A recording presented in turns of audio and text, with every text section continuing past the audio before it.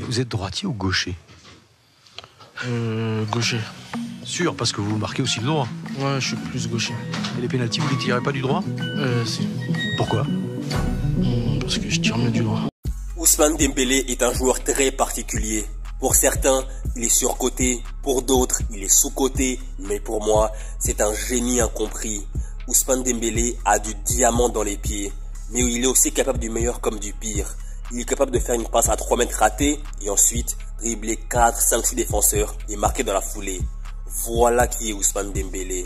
En début de carrière, que ce soit à Rennes ou à Dortmund, Dembélé avait vraiment tout d'un crack. Mais malheureusement au Barça, entre ses blessures et son irrégularité, il a vraiment frustré un bon nombre de supporters du Barça.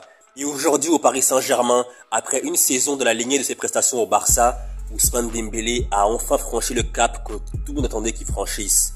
Dembélé est enfin devenu un joueur ultra décisif, que ce soit en championnat ou en Coupe d'Europe.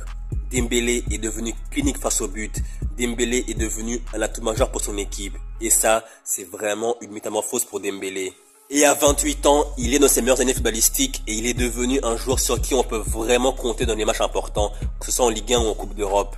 Cette saison, il est auteur de 19 buts et 6 passes décisives en 26 matchs, toutes compétitions confondues.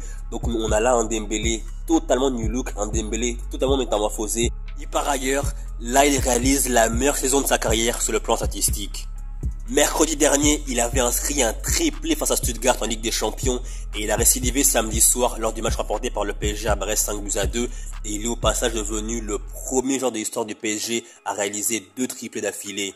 Et dire qu'il y a peu, il était régulièrement critiqué pour son manque d'efficacité. Et c'est dans ce genre de moment qu'on réalise que le football, ça va vite. Le football, ça va très vite.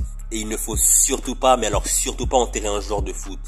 Aujourd'hui, si Dembélé est aussi efficace face au but, c'est dû à une chose en particulier. Son repositionnement en numéro 9 par Luis Enrique.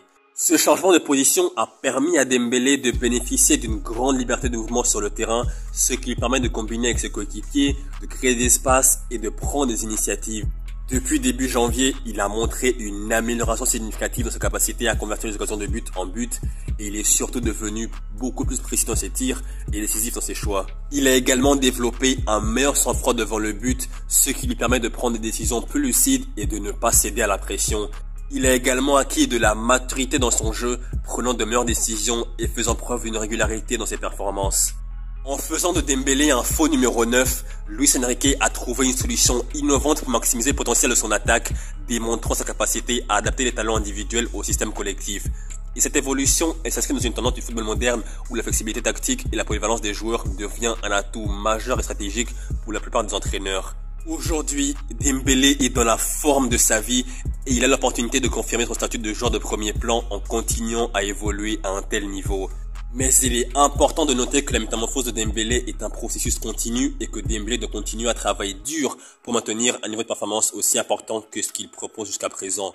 Cependant, les progrès qu'il a réalisés jusqu'à présent sont indéniables et font de lui un joueur clé du Paris Saint-Germain. Mais attention, il ne faut pas s'enflammer avec Dembélé. Ça ne fait que 2-3 mois qu'il est vraiment à un niveau extraordinaire, un niveau élite. Quasiment à chaque match, il marque des buts, il fait des passes décisives, il est vraiment très important dans l'effectif du PSG. Mais attention, comme je l'ai dit, ça ne fait pas longtemps. À voir sur le moyen et long terme si Dembélé va continuer à performer à un tel niveau. Et personnellement, je suis vraiment très content de voir Dembélé jouer à un tel niveau. Et sur le moyen et long terme, j'espère qu'il va maintenir ce niveau-là au Paris Saint-Germain ou ailleurs. Il y a une chose qui est vraiment très importante à noter, et Dembélé fait partie de cette catégorie-là, c'est que quand un joueur de foot a 16, 17, 18, 19 ans et qu'il est annoncé par tous comme un phénomène, comme un futur crack mondial, automatiquement quand ce joueur-là a 22, 23, 24 ans, on s'imagine qu'il est déjà candidat au Ballon d'Or, on s'imagine que ce joueur-là va faire des saisons à 20-25 buts minimum et être décisif à chaque match, mais pourtant ce n'est pas la réalité. Il y a plein de joueurs du style qui sont annoncés comme des phénomènes, mais qui au final ont été extraordinaires sur le long terme. Je pense à Dembélé, je pense à Odegaard.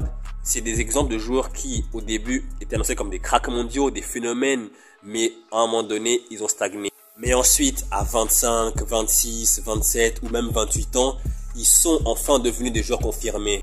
Donc des joueurs comme Dembélé ou Martin Odegaard sont des exemples parfaits. Et par le passé, il y a l'exemple Xavi et Iniesta qui sont pour moi les deux meilleurs milieux de terrain de l'histoire du football. Iniesta est devenu titulaire indiscutable au Barça à 24 ans et Xavi à 27 ans. Donc vous voyez, même si au départ, ils étaient annoncés comme des joueurs qui étaient incroyables, mais ce n'est que dans la vingtaine, 24 ans pour Iniesta et 27 pour Xavi, qui sont devenus titulaires à part entière au FC Barcelone. Donc vous voyez, ce n'est pas forcément linéaire dans le football. Tu peux être brillant à tes débuts, ensuite stagner et ensuite reprendre un niveau incroyable. Le football, c'est vraiment compliqué et c'est vraiment pas linéaire. Donc voilà deux exemples parfaits pour illustrer la situation. Bref, revenons au sujet principal, Ousmane Dembélé. La métamorphose d'Ousmane Dembélé en tant que buteur au Paris Saint-Germain, c'est le résultat d'une combinaison de facteurs, notamment son changement de position, son amélioration d'efficacité, sa confiance retrouvée, son adaptation à l'équipe et surtout son travail acharné sur et en dehors des terrains. Pour conclure, je dirais qu'à partir de maintenant, entre ses 28 ans et ses 32 ans, on aura droit à la meilleure version d'Ousmane Dembélé, que ce soit en équipe de France ou au Paris Saint-Germain. Et en plus de cela, il sera pourquoi pas un candidat au Ballon d'Or. Donc voilà, c'est la fin de la vidéo. J'espère que vous avez aimé la vidéo et si c'est le cas, n'hésitez surtout pas à liker la vidéo, à partager la vidéo et à vous abonner. Je vous dis à la prochaine pour une nouvelle vidéo. Salut!